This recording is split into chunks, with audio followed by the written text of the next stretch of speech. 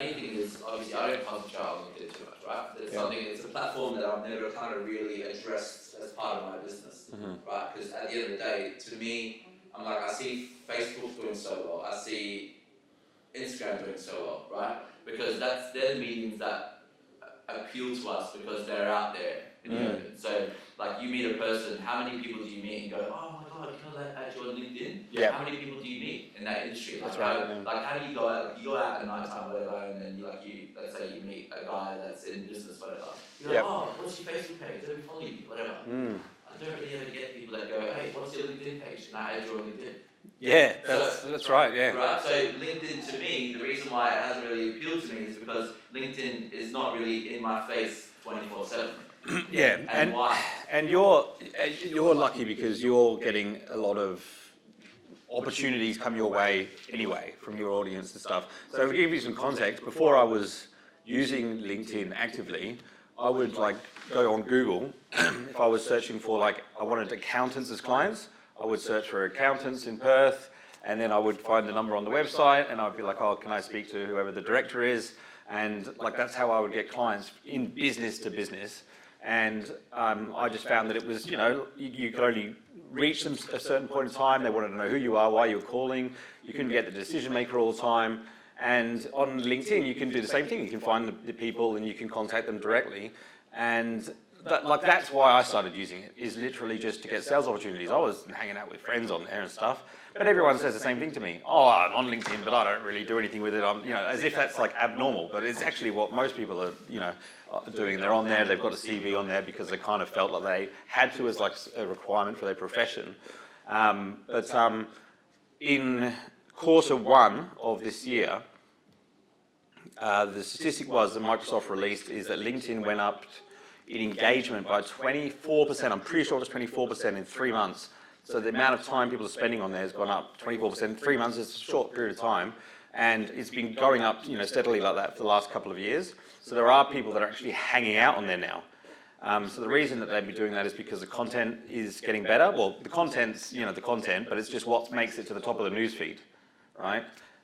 So on Facebook, what gets to the top of news feed is different to what gets to the top of news feed on Instagram, and LinkedIn's more in a professional context, I guess. And I guess the people that are interested in those sort of professional articles are really just they're people who are really active in their industry. The sort of people you get going to these conferences, learning about hydro, learning about venture capital, all that kind of stuff. They're reading articles on LinkedIn, and they're not really interested in what's going on Instagram and that. So what's happening in the news feeds kind of new to me, relatively, last couple of years. I was just using it literally as a Rolodex to contact prospects before.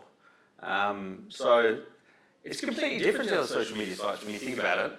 And I think that when you get people like Gary Vaynerchuk who are active on Instagram and Facebook and Twitter and have a lot of experience on those platforms, and they come to LinkedIn, they miss a lot of the opportunity because he's posting content and he's building a following, but he doesn't realise you can actually use LinkedIn to set appointments in a way that you can't really, it's not as appropriate on some of the other social channels. And the other thing is, when you do reach out to people on LinkedIn, they're normally either your first degree connections, which means you already know them, or they know the same people you do. So instead of saying to a client, hey, can you think of any other business owners like yourself that would be handy to introduce to me so I could get some referrals? You could actually look at all their connections. So, okay, these 10 people look ideal. And then when you go meet them, say, hey, do you mind introducing me to any of these guys? So you've got visibility over your clients' network. So I think those are the lowest hanging fruit, because if they know the same people you do, they know people that you've already helped, they're more likely to do business with you. It's just no difference to, my sister, hiring you for the wedding. She'd heard from multiple people that you're the best. And so, she didn't think twice about it. And it's just no different on LinkedIn. It's just, on an online context, basically. It's more... would you say then, if you're not in the business realm, you wouldn't really know much about LinkedIn? Yeah. For a career maybe, if you're looking for a job, it's kind of, you need to be on there if you're looking for a job, but it's not really my area of expertise.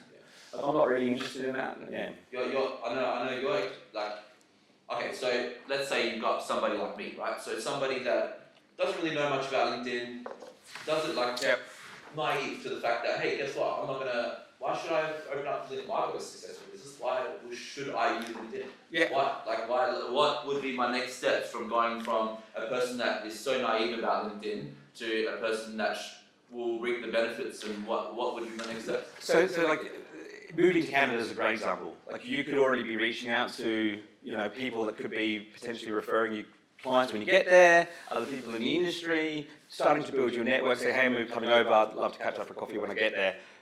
But if you have to ask the question, why do I need to be on there? I've already got lots of business and, I don't need any more referrals, then you shouldn't. I mean, obviously, like, you have to have a reason, an objective that you want to fulfill. There's no point being active on social media for the sake of it. That's ridiculous. I mean, it's not like, so I think that it's basically just, you've got to start with the audience. It's not about the social channel. So many business people get fucking caught up in the channel that they lose complete touch of the audience.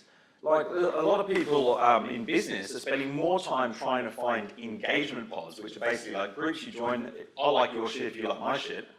They're spending more time doing that than they are actually responding to the actual audience's comments and stuff like that on their posts. So they've lost complete touch of who they're trying to serve. So I think that they should probably not be on social media altogether. Like, you should just do it offline.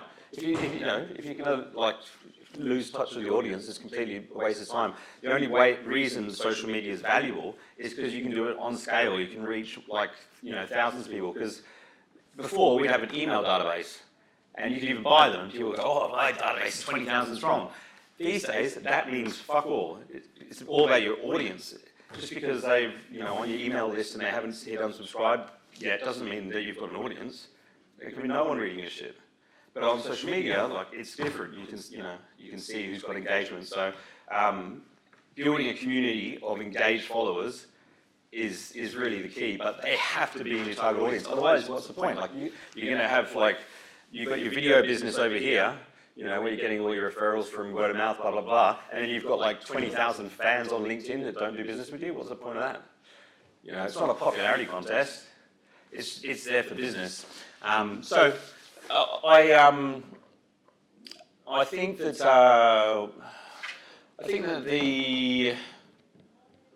think what's changed is, before it was just basically, let's start a conversation. Whereas now the conversation's actually starting to happen on LinkedIn. People are starting to story tell on there. People are starting to move through the buyer journey. Like, when I'm getting messages now, they're like, oh, I'm interested in a lead generation campaign. They already know what I do. It's more further down the buying cycle. Because before, you would have, if this was when somebody recognized a need to buy something and this was when they bought, it was basically marketing went to here, and then the rest of it was sales. So the salesperson had a lot of control. You got the lead, and then basically he did all the influencing down the customer journey. These days, marketing does most of it. Salesperson just takes an order. So someone walks into a car dealership, they're like, yep, I want this model, this color, and this is how much I want to pay. Otherwise, I'm going to go down the street and buy it cheaper, it's shifted. Marketing is more important, but you still need the sales. You can't expect social media to do it all for you as well. But I think that people get lost in the platform.